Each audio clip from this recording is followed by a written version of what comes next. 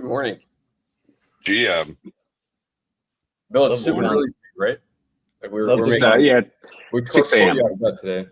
Yeah, I had to find a quiet spot where I think Bill deserves a trophy, by the way. I think he's been on this Gong show more than any other guest. I think that's probably true, actually. Third time, yeah. I think that's probably true. It's like being on Saturday Night Live, you know. Yeah. A record number of times. I think the 10th time, I definitely need a plaque or a trophy. Tim, you've been on this before, right? I'm not sure. Maybe. I think so. I try to avoid all podcasts. So right? Yeah, this one's live. So maybe I don't think Tim. I don't know. I don't think. No, he definitely has. He's done it once. I remember. Okay, I don't know when it was, but it was once. It's been a while ago. It was one of the first, I think, Freight Gong Friday episodes. I can't believe we've been doing it for a year and a half already. Well, and I haven't been invited back since. I'm offended. Yeah, well, maybe if you had a grand piano in your background, we would have invited. Listen, you back. Just saying to Reed, love his new place, man. That club's doing well for you, buddy. Yeah, you guys take notes.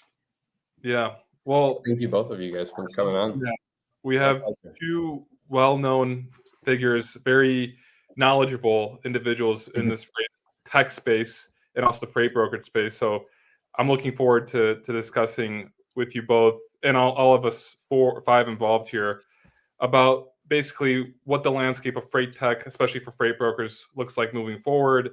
Will brokers exist in 10 or 20 years? We'll discuss Trump tariffs and potential threats they might pose for the economy. But overall, one of the reasons Christian put this all together is because you both had a big announcement this week, partnership, and I think it might be good just to kind of tell our audience a little bit about that partnership, what that means, and how it's been working. Definitely. You want to kick it off? So go ahead, Bill. Go for it. Yeah. So about a year and a half ago, we brought the Convoy platform back to market. Actually, it's coming on a year. It was April of 2024.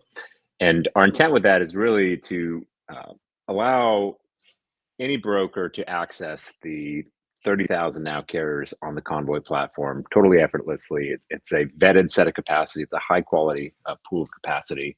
And our goal over time is to be the premier source for highly vetted capacity and to allow brokers to access that in a totally automated way. It was a pretty natural fit with Ascend, and Tim's got the best TMS to act that easy to use for long tail brokers, for any broker to be able to sign up quickly, and very responsive set of features.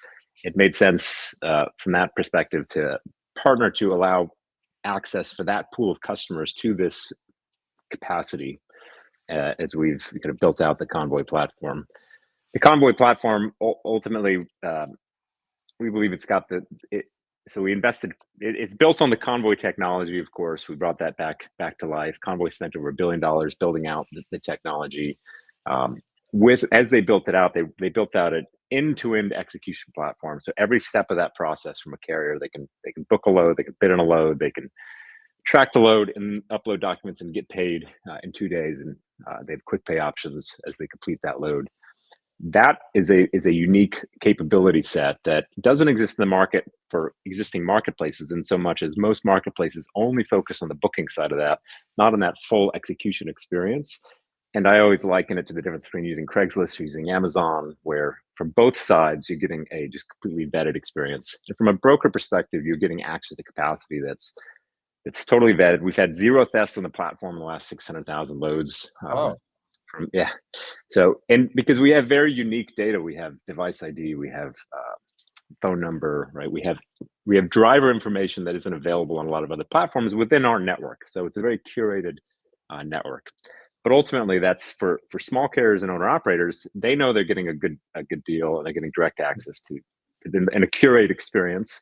But that's why it's so key to partner with a company like Ascend, is because we want that full end-to-end experience on both sides. We want, from a broker's perspective, we want it to be totally seamless, and that's what we can do with Ascend. Where from a broker perspective, it's this perfect port to this capacity pool where it just happens in the background. It's like having an extra set of hands. where it's just a effortless process, because post to load gets booked. You control the pricing. You control the direct access to the carrier, and that it's actually the carrier is signing a contract with the broker, and that broker has full control. At any point, they can reach out to that carrier, but they can also be totally hands off the wheel and just let the platform. And so this is the fundamental difference between old Convoy and the Convoy platform, is the broker side of things. I know they had launched that Convoy for brokers thing. So you said that they invested $1 billion in building out the tech. Like, have you had to come up with much to start to have brokers be your main, to not be a broker yourself and to instead sell, leverage the technology with other brokers? Like, has that been an adjustment? Yeah, this is a pivot we made about a month after launch, where we took a hard turn and decided to strictly focus on building it out as a broker platform. I'd say there was always a lot of debate, even back in my prior career at Uber Freight, and I'd say in the industry, about, as digital freight came to market, like, are they tech companies or service companies, and where does it fall? And that's always been a challenge. But then there's also this challenge of conflict built into the model if you're trying to be a broker and also sell into brokers, right? Clearly, there's brokers that don't want to partner with a company that's also selling into brokers. So we kind of solved both those things by saying, we're just going to be a pure software company. We're going to take the Convoy platform and the technology, because that's where the value is. The value is less so on the pure brokerage and execution, and that's where it was also some of the fundamentals aren't as different. And as we get into the conversation around, like, will brokers exist in 10 years? I think absolutely, and this is where there's been a lot more opportunity to change the market on the carrier side in the last 5 years than on the shipper side, and it still is very much a relationship-driven business. And actually, I think what you're doing with Shipper CRM is an example, and is the right answer for yeah. I think there's a lot of opportunity to improve there as well. And because if you think the role of a broker, right, it's really both the back office and the front office for the shippers and the carriers, right? You're an intermediary. You're taking a lot of that work and outsourcing it on behalf of those parties, because if I'm an owner operator, particularly, like, I can't be out selling. It's very hard. And the same problem brokers have. If I'm an owner operator, that's even harder. I'm a single driver. Like, I'm not selling. I can't build those relationships. I need other tools to be able to access capacity. But from a broker, like, you're building relationships with, ideally, this is, I think the 5 to 10 year vision is you're building relationships with midsize to large carriers. You're going very deep in their operations, understanding the capabilities, bringing those capabilities to shippers, and acting like an AM and a sales team for those shippers, as well as for the shippers, you're acting like or for the brokers, and for the shippers, you're acting like an outsourced load planning department as well as procurement department, right? You're aggregating across multiple different channels, and that's kind of the value of the broker, and also bearing rate risk and execution risk and all the rest, right? There's a lot of pieces to that, but I think the relationship piece never goes away. A lot of the rote work is all what's getting automated, as well as tools like Convoy Platform and, of course, Ascend, the capabilities, right? Simplify all that and really take a lot of the effort out, just up-level your capabilities. But that just means more leverage to go after shipper accounts and to work more closely with carriers, right? And to bring those parties together. But that role of aggregator and that role of relationship builder just doesn't go away. Tim, what does this look like from a Ascend user perspective when you log in today? Is this something that they can use today, or is the integration still in the works? How long before? Yeah, we signed the agreement about a month ago. We're literally coding right now. The SOW alone was 73 pages, I think, the statement of work to get this thing done. We paint every screen. All the logic is written down like an architectural diagram before we write the first line of code. All written by ChatGPT or what? You better help from Christian. No, so we're working on it right now. It should be launched, we think, in June, July at the latest. It's important that we measure twice and cut once. The problem we're solving, I mean, we have literally thousands upon thousands of paying customers, and the vast majority, we control the long tail of the market. So as you all know, 5% of the market's big and everybody else is small.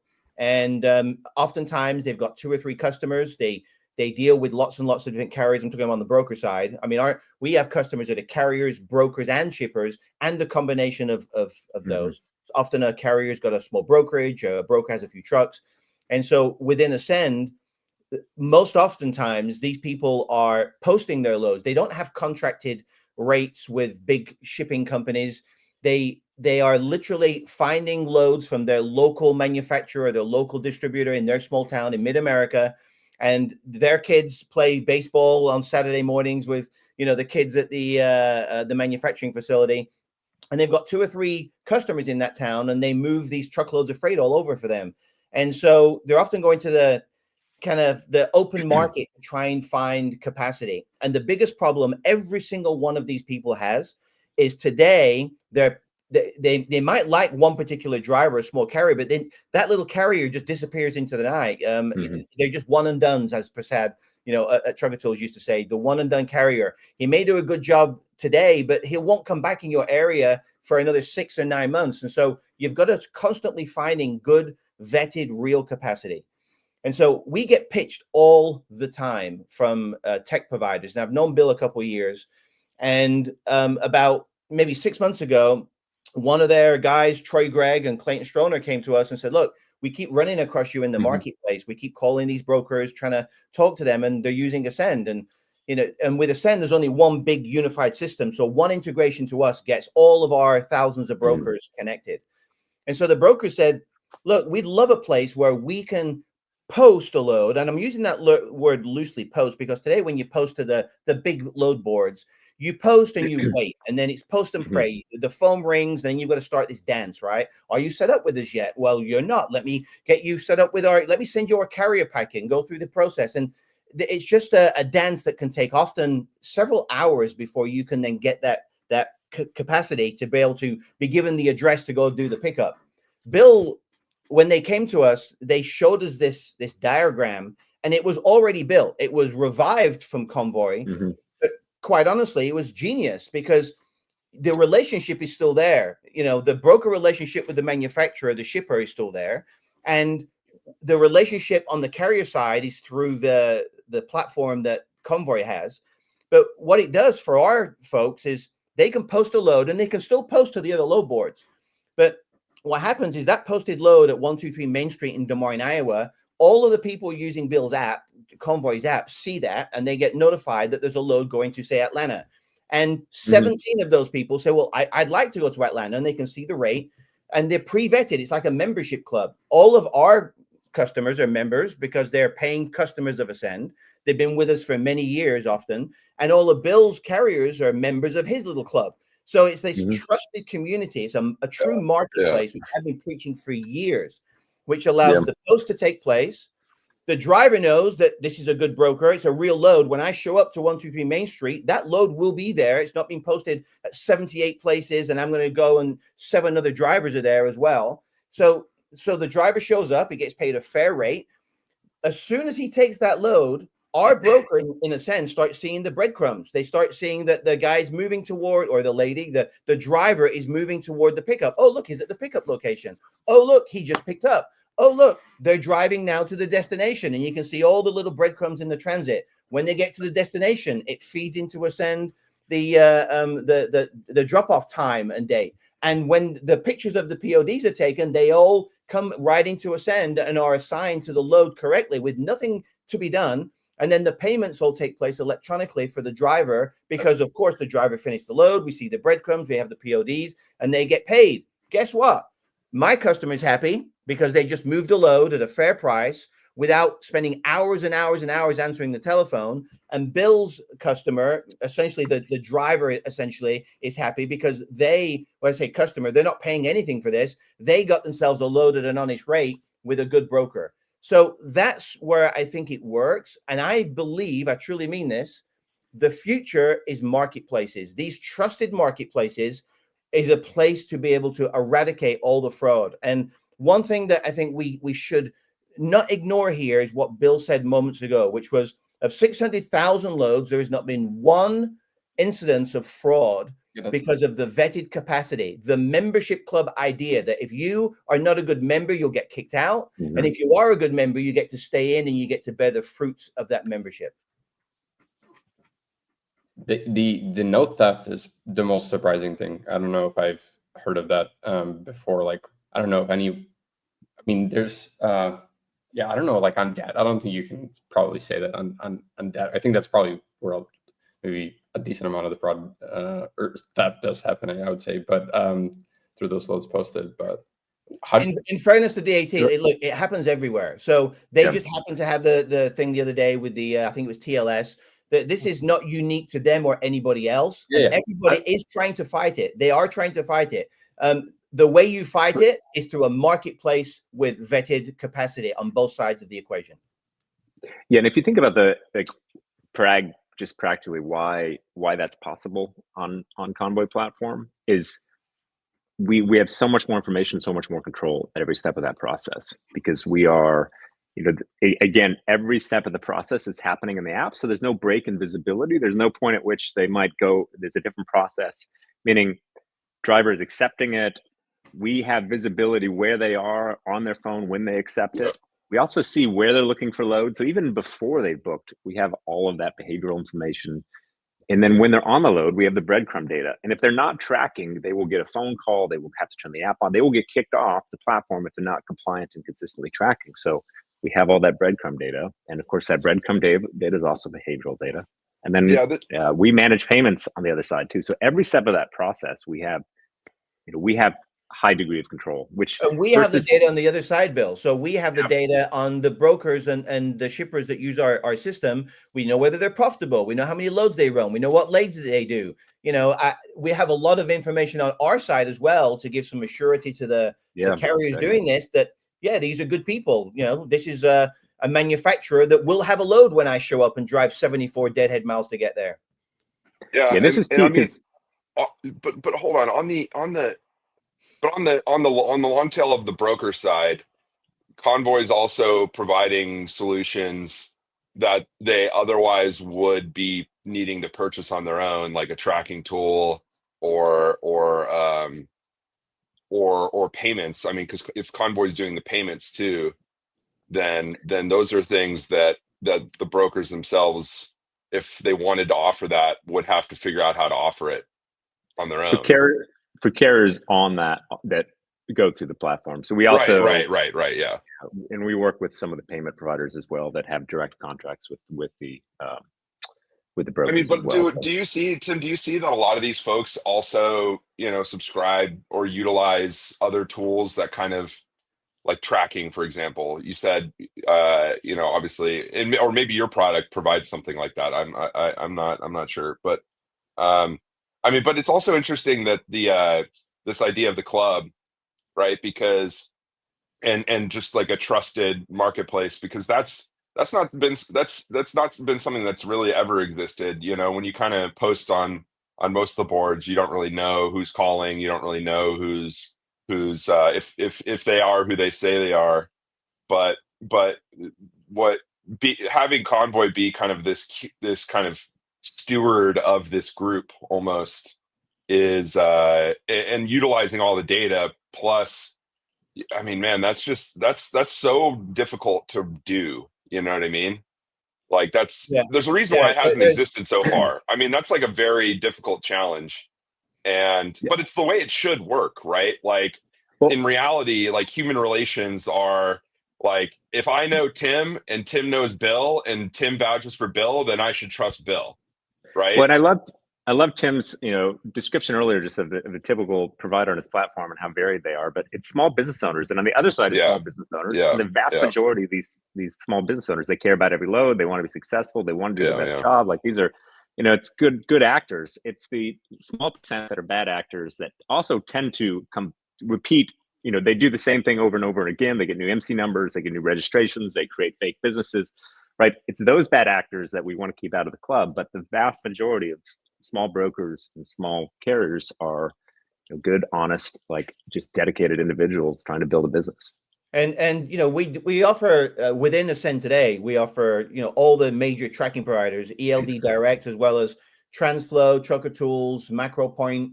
Well, we have our own tracking system called Ascend Tracker, and so those things won't go away because not all loads will go through the Convoy platform. If I've got 10 loads as a broker today, 2 or 3 may go through the Convoy platform, but I might find one of my local guys comes by and says, I'm available tomorrow. He'll take one of the loads. Some loads will go through a DAT or a truck stop, 123 load board, whatever that is, and they'll use the existing other tracking platforms that are available. Forkites is another one we provide. So I think that variability is key. These marketplaces can't exist in a vacuum. Bill and I cannot dictate to people, you must only do this, you must only use that. It's, it's like buying a car and they say you must only ever use, our manufacturer of tires. You'd be like, well, I don't want to buy your car then. I might want to change manufacturer tires. They might have different sales on at different times. I might want to go in the snow one day and go racing on another day. So, the bottom line is I need to choice, the ability to choose.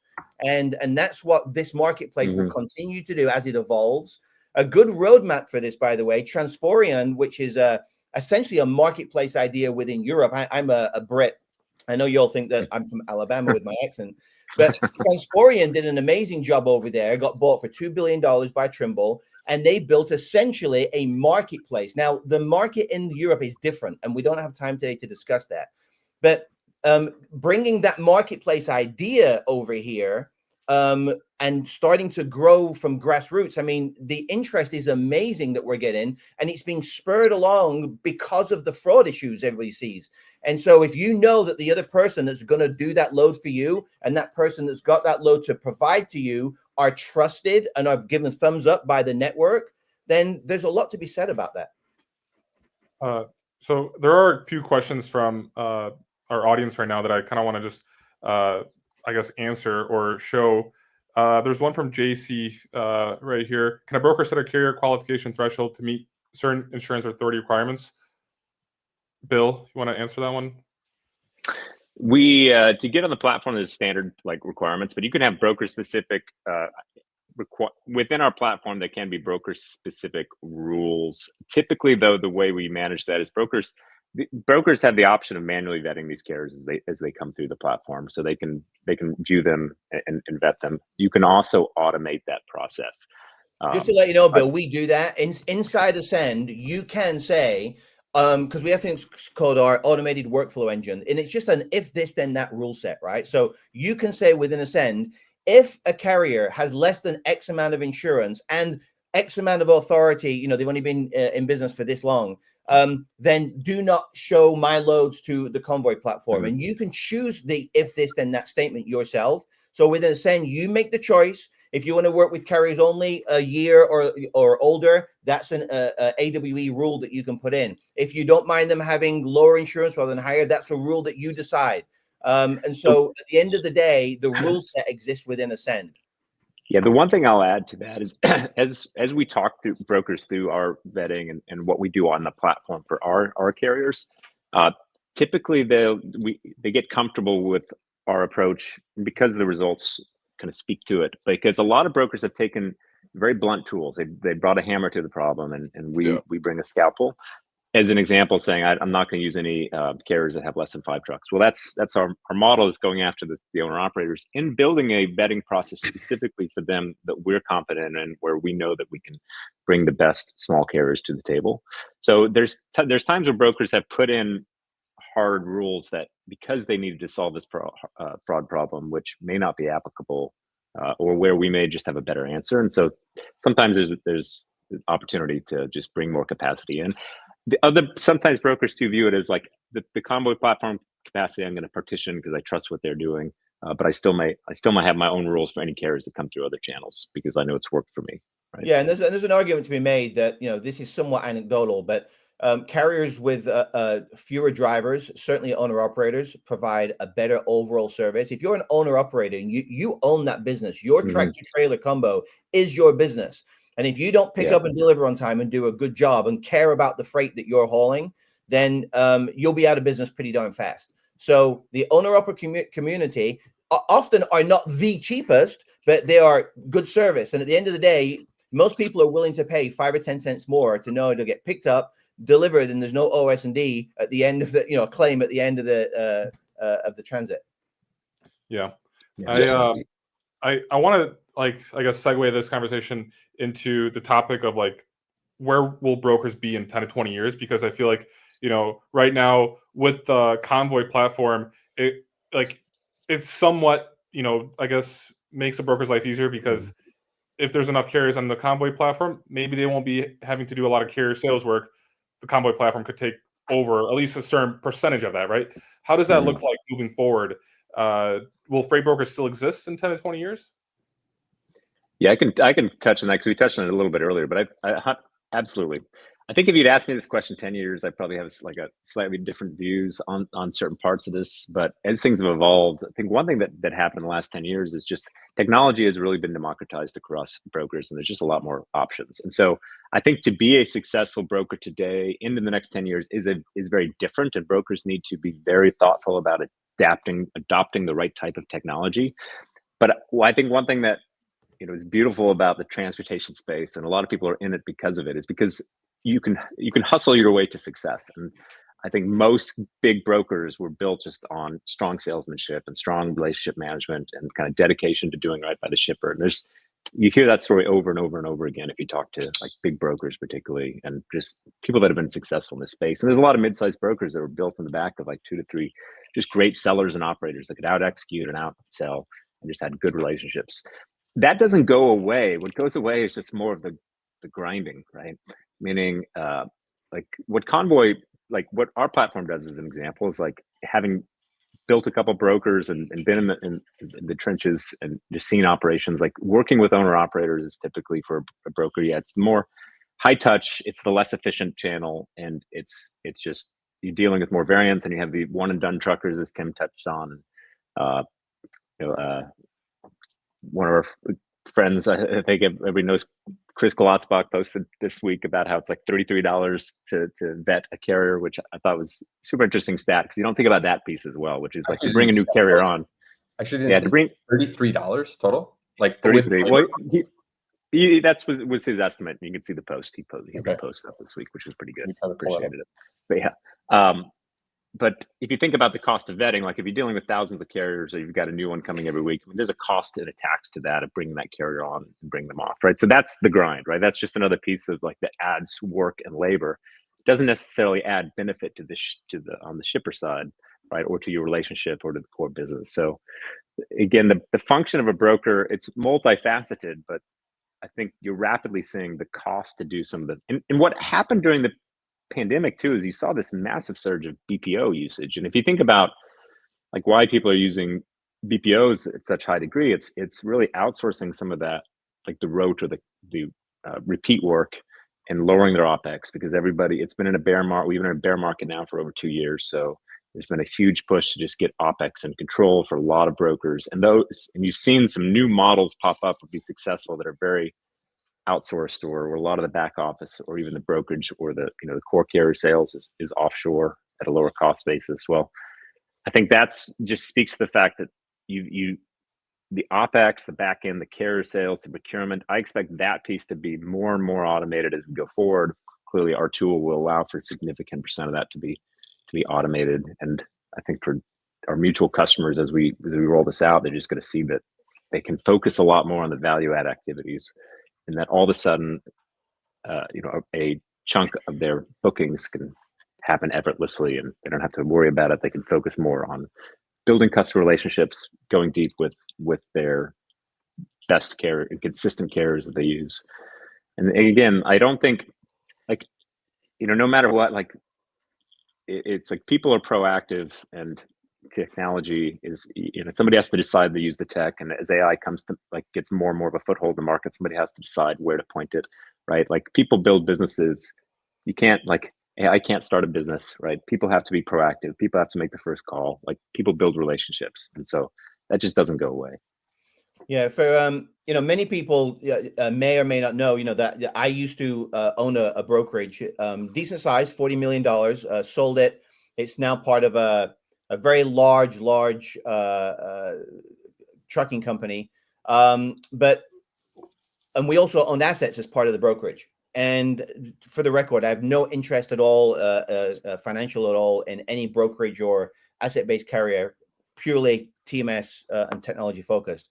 But we had an interesting statistic, Bill, that we looked at our annual overhead and divided it by the number of loads that we did, and we discovered that it cost $152 of total overhead to run any given load. Okay, so if somebody came running into my office all excited that they made $150 in gross profit on a load, Mhm. the difference between what they charge the customer and what they pay the carrier, you know, in my mind, I'd have to explain to them how we just lost $2 because to run the company cost 152. If somebody got excited and wanted a pay raise because they averaged $153 on every load they did last year, I was like, well, you only made us really $1 in profit on every load.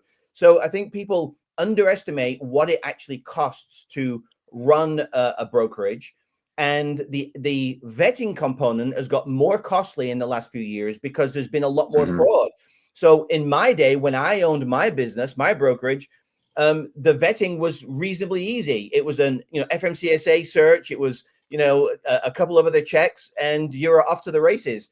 Now you've got to go through this protracted process that may take, sometimes, depending on who you use, hours. And by the time you've got the thumbs up that you can use that carrier's already found a different load. So you need to either use tools that can speed up that process at a very low cost, or belong to these kind of marketplace membership kind of clubs where a lot of that is done before you even meet the carrier. It's kind of like the difference between, this is going to sound terrible, between Tinder and a dating service where where the ladies and the gentlemen are curated for you prior to meeting them, right? So I'm always looking for new analogies, so I'll have to use that one. Yeah, I don't know where that came from. Sometimes I open my mouth and even I'm surprised at what comes out of it, Bill. So here's the post from Chris, Bill, that you were mentioning, and basically how it breaks it down, how it's broken down is, if you have 3 compliance employees earning a total of $300K with benefits and a compliance software stack costing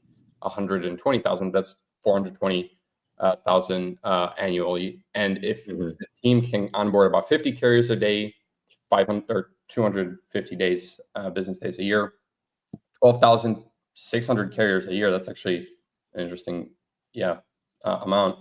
That's how it comes out to be $33 per carrier. Now, can either of you, Bill or Tim, put that into perspective for me, like what that means on a, I guess, like a per load basis? Like, what are the kind of, how can that be tied like into a broker's unit economics?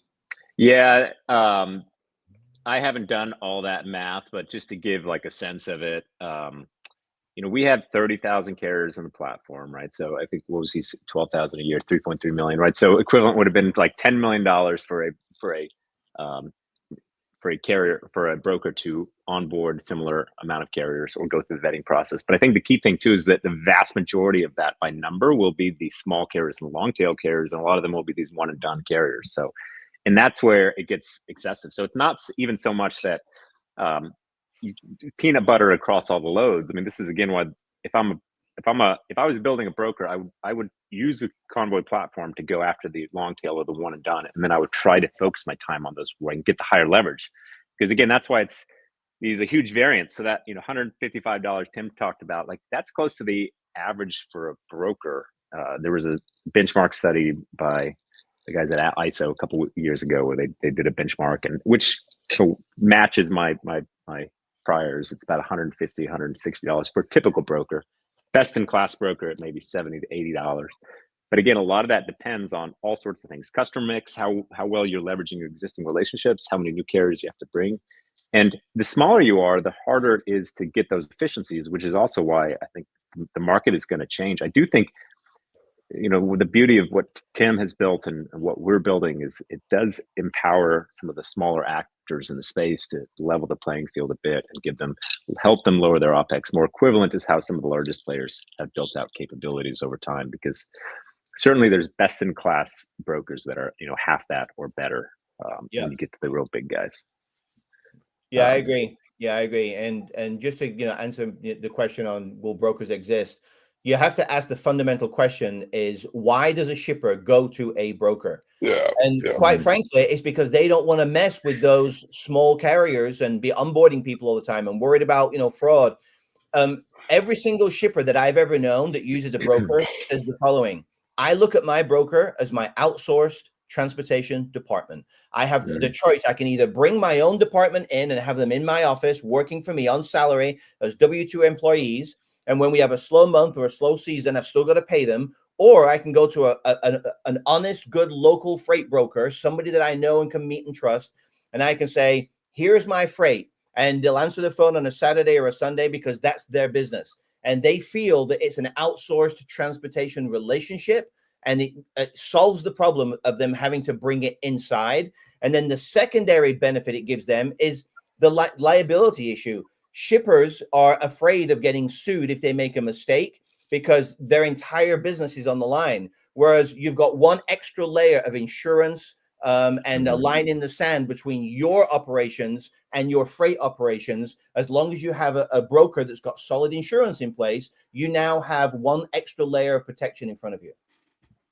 Yeah, I mean, it's interesting. It's interesting to ask yourself the question, why do brokers exist? And I mean, it's the answer becomes obvious once you think about it for 2 seconds. I mean, if you're a small, especially if you're a small shipper, which, the whole industry is the long tail, on the broker side, on the carrier side, and on the shipper side. And if you're a big shipper, you can call, you can go direct to a big carrier and they can take a big chunk of your volume. But the reality is the vast majority of shippers aren't big shippers and probably don't even run significant volume of their freight as contract. And therefore, what are they going to do? They're going to go to the spot market, and the spot market is an opaque mess where nobody knows who each other are. It's hard to find each other. Nobody really markets what they do. Like, it's very difficult to interface with that market. And shippers are like, well, to Tim's point, like, instead of trying to figure out that and go through the brain damage, like, I'm just going to use a broker who's one neck to choke, who will handle paying carriers. I'll pay him, and we'll do all the stuff that I have no idea how to do.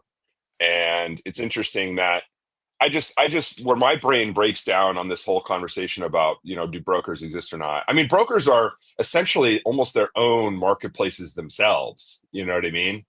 And so when I see a platform like Convoy, building the trusted marketplace, quote unquote, then I'm like, okay, like, if they're a marketplace and brokers are essentially marketplaces, and like all of a sudden all of the value of brokers in terms of interfacing with the long tail carriers, if that's now all contained in this trusted, Convoy marketplace, then why do brokers, what then do brokers offer the small shippers? Well, it's still like a level of kind of savviness in dealing with the intricacies of what it takes to move freight. And there's always going to be some level of familiarity that's going to be required, whether or not you fully trust every party in the marketplace or not. Like, you're still going to want that sort of know-how. Yeah, Reed, And- the shipper, Reed, the shipper either has the transportation person or people inside their office on a fixed cost basis, or they can run it as a variable cost basis by outsourcing them. And let's face it, supply chains are not getting any easier. I mean, all this technology is great, but as the whole world starts shifting manufacturing facilities from one place to another, or there's port strikes or bridges collapse and all these things happen, the shipper doesn't want to figure that out. They want to call Reed and say, Reed, all this stuff happened and I don't know what's going on. I've got 18 loads. Here's the loads. Make sure they show up at 123 Main Street on Monday morning for me, would you? And you happily say yes. And now it's your problem, Reed, as the broker. What's interesting is a lot of people think, I'll say two things. One, a lot of people think that Ascend is only for the long tail. Our largest customer is a $12 billion distributor, and they do over $1 billion in freight spend every year, 350 warehouses. And They use last year they used 164 different carriers. I know because I know all the data. It's in Ascend. They use 2 brokers. Actually, they use 3, but they use 2 main brokers. They don't have a problem giving business to the mid-size and large direct carriers, the Werners, the Swifts, you know, the big guys, the JB Hunts. But 80 to 85% of their freight goes to those guys. All the weird stuff, all of the last minute stuff, all of the help me out, I'm confused, I need to go to my kid's birthday party, it's 4 p.m. and I got to leave on a Friday. That stuff goes to Reed the broker, and 15% of that business is that weird stuff that's not contracted. So even a $12 billion distributor uses 2 brokers for 10 to 15% of their business because they have no other choice, really. Yeah, and I think would it be fair to say then that brokers are like the placeholder for brokers in this market is really like to really handle the anomalies that come up, as you're mentioning, like the 15% of the loads that, you know, something unexpected takes place? In some cases, I think it's multifaceted, and it varies by like where you are in the market. But I think it's fundamentally whenever you've got the point about brokers being mini marketplaces is I think part of the picture. The other is, again, because there is just so much specialized expertise in executing. It's like if you just kind of work up the chain, if I'm a shipper doing 1 load a month, right, I probably not going to have a transportation expert in the house, and right, it makes sense for me to just outsource that. And if it's always going to a different place, then I probably want to partner with the broker because the carrier's not going to be able to cover, and you know, they can manage it. As you get to the very largest carrier, or the very largest shippers, it does become more about aggregation, risk management, access to other capacity. I don't want to build out a big transportation department.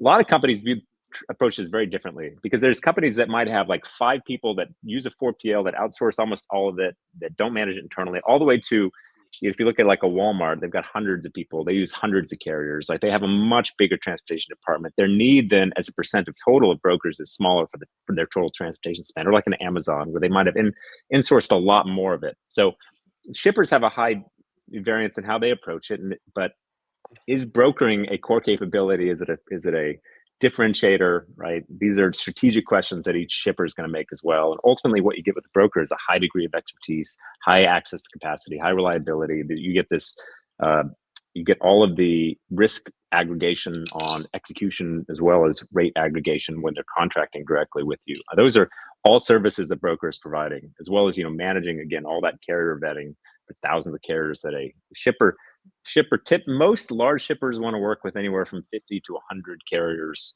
That's kind of the sweet spot. It's always a cost center. It's typically like your person running transportation, you know, director of transportation hasn't met the CEO. It's just not something that, like, until the pandemic hit and supply chain became front and center, it's just not a department that gets a lot of investment or attention. And so you have a lot of like diligence and expertise built in those departments around procurement and managing a fixed portfolio carrier, but not brokering freight and covering slinging freight right day to day, and or building a 10,000 carrier capability, because that's just, again, you get a broker gets leverage out of those relationships across multiple shippers. A shipper only gets leverage within their own freight pool. And so whenever you have a fragmented market, it just makes sense. You need some intermediaries to bridge all of those different gaps.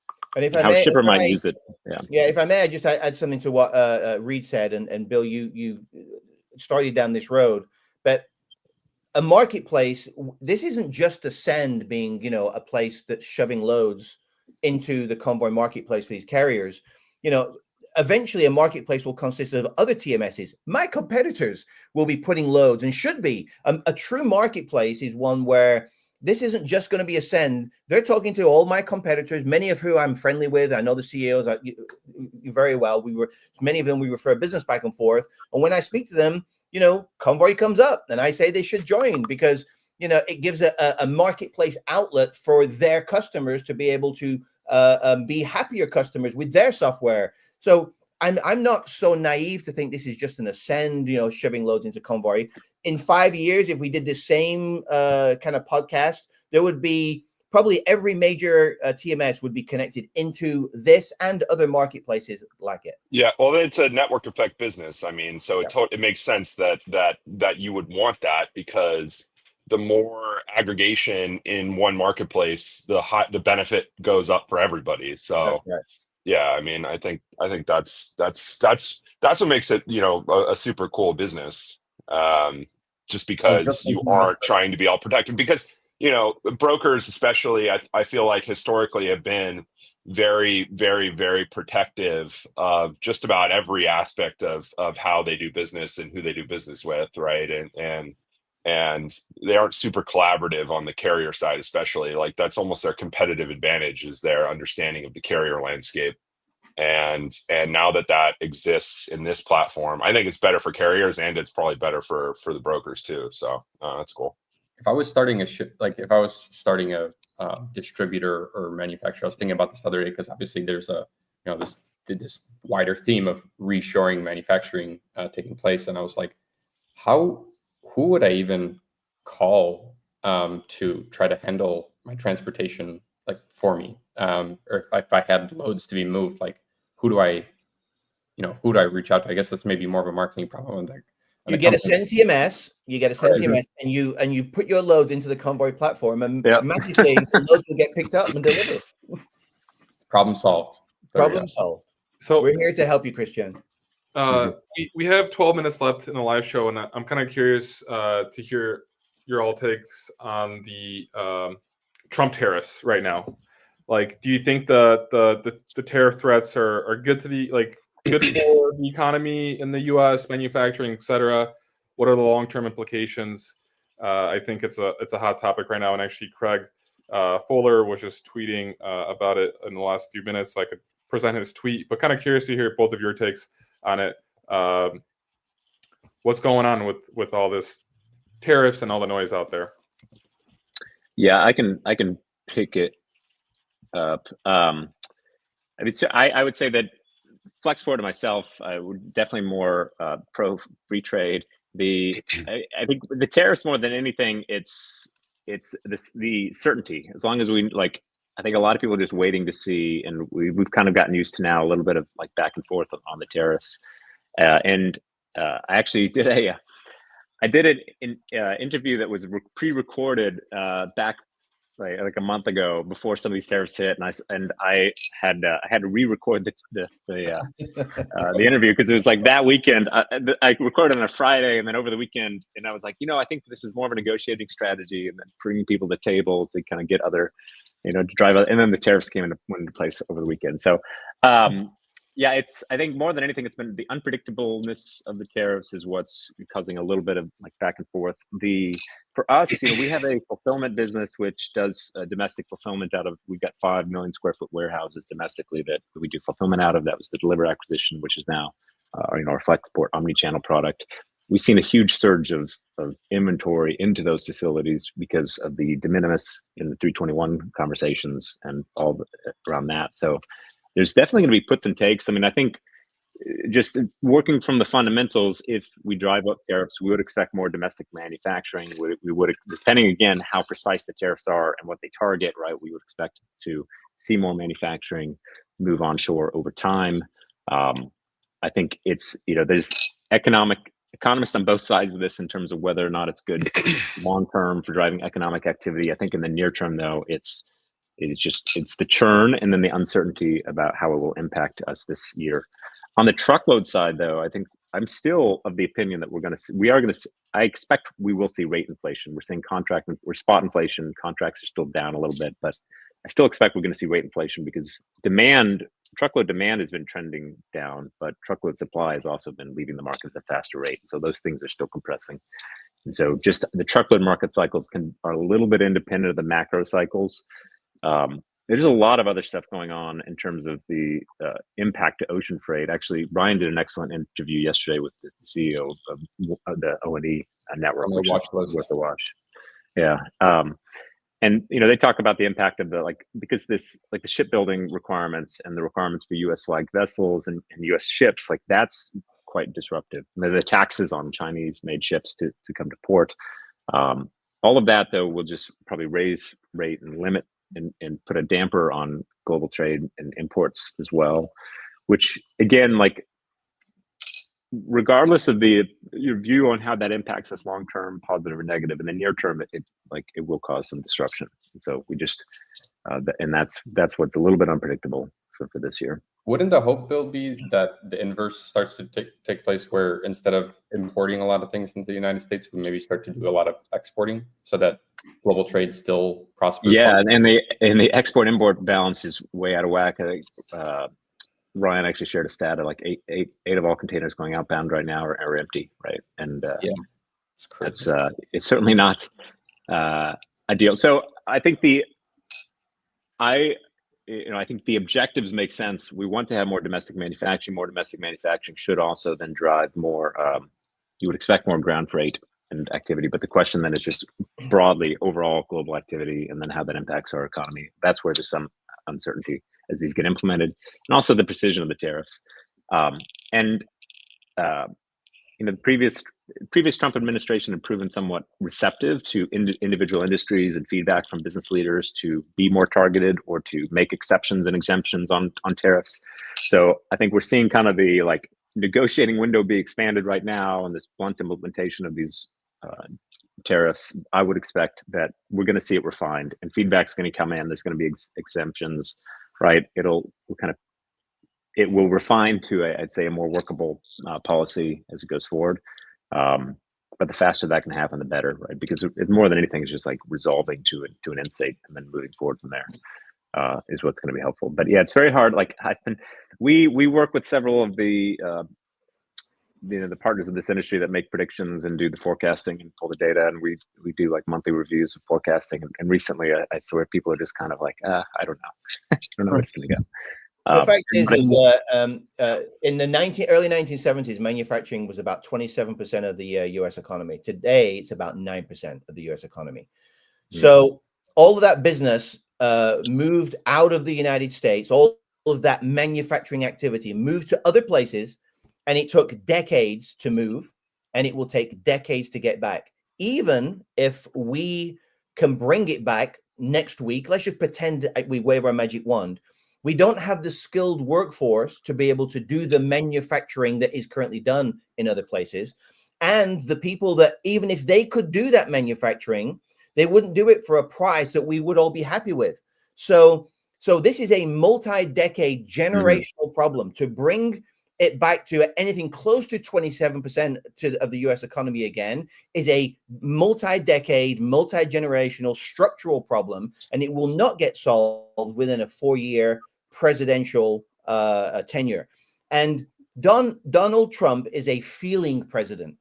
I think that there's a lot of stuff going on behind the curtain that we don't get to see. And that's why, it's like a soap opera. And this is not a political statement. I'm just saying that he just opens his mouth and things come out, and markets go up and go down. And, eventually, maybe, that volatility will not be as wide ranging, because they'll realize, oh, it's just Donnie again, just saying something.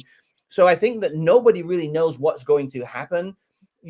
As I look at Paul here, there's a brick wall behind him. And so Donald and the administration are admittedly driving toward a brick wall with all these tariffs, and they're playing chicken.